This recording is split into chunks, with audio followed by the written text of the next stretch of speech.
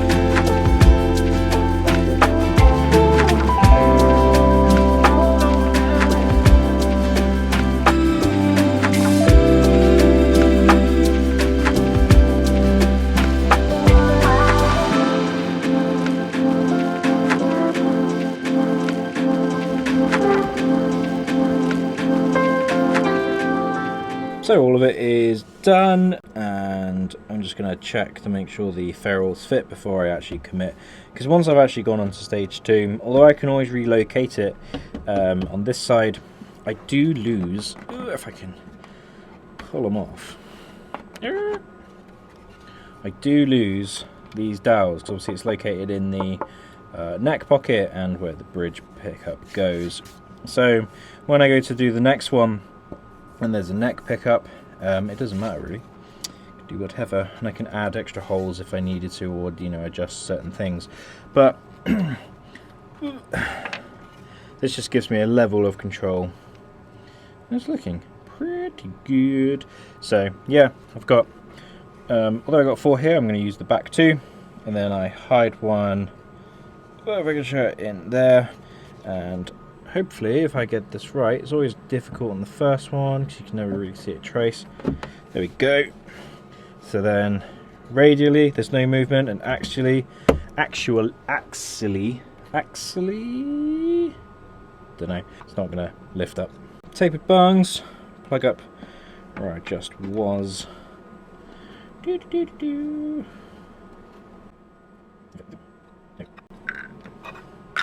then ready to machine stage 2.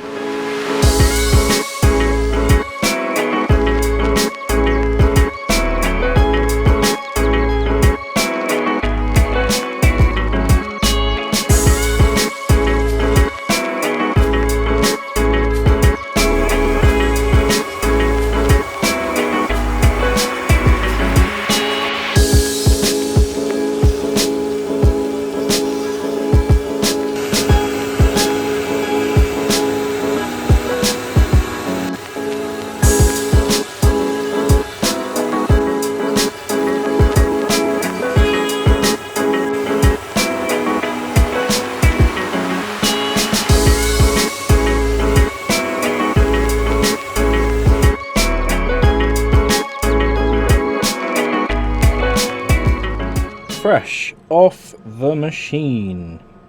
So the next sort of like little bits is lots of sanding, but I'm going to do a little neck test fit.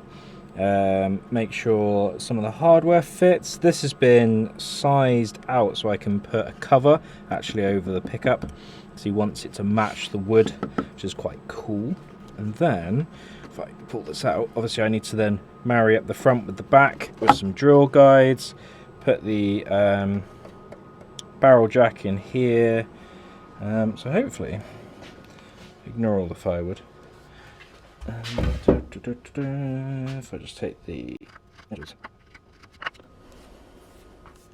So, there we go. I mean, that's a little bit tighter than what I would probably go for, because obviously there's going to be paint and stuff.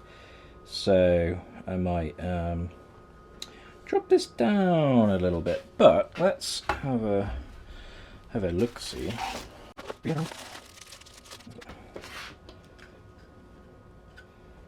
Whoa, look at that. Bit of an offset to account for a bit of paint. Yeah, that looks really good. Cool. It's all coming together.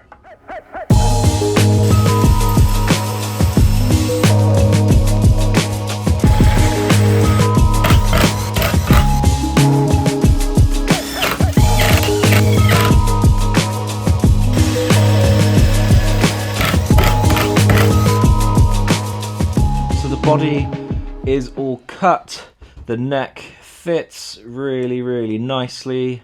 This is a beautiful guitar. So there's a couple of cusps and tool marks, bloody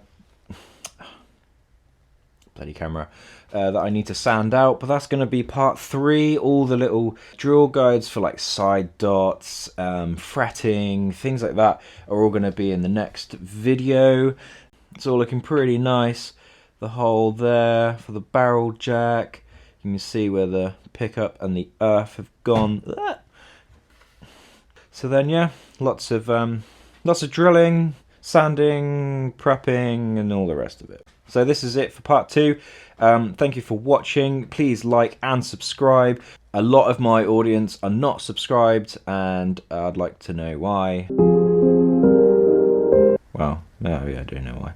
So without further ado, thank you for watching. Good night.